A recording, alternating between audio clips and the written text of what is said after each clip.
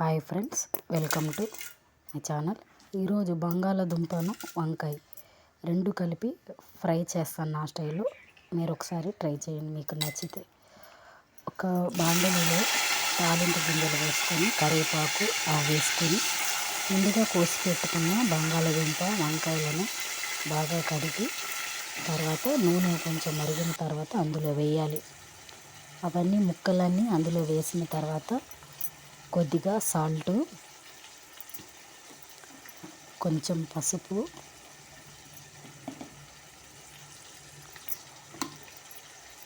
కొద్దిగా ధనియాల పొడి వేసుకోవాలి. అవన్నీ వేసుకొని బాగా కలపాలి. ఆ మిశ్రమాన్ని మొత్తం ఆ తాలింపులో కరివేపాకులో మొత్తం కలిపి ఆ మిశ్రమాన్ని అంతా కలిపి ఒక 5 నిమిషాలు వదిలేయాలి.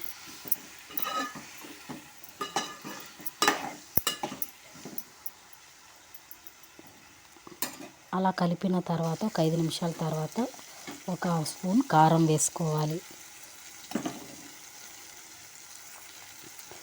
అవన్నీ వేసుకున్న తర్వాత మొత్తం కలిపేసి ఓ 10-15 నిమిషాలు ఆ నూనెలో మగ్గనివ్వాలి. ఈ వంకాయ బంగాళదుంపని బాగా మగ్గనివ్వాలి. అంతేనండి, అలా 10-15 నిమిషాల తర్వాత ఇలా దగ్గరికి అయిపోతుంది. Thank you.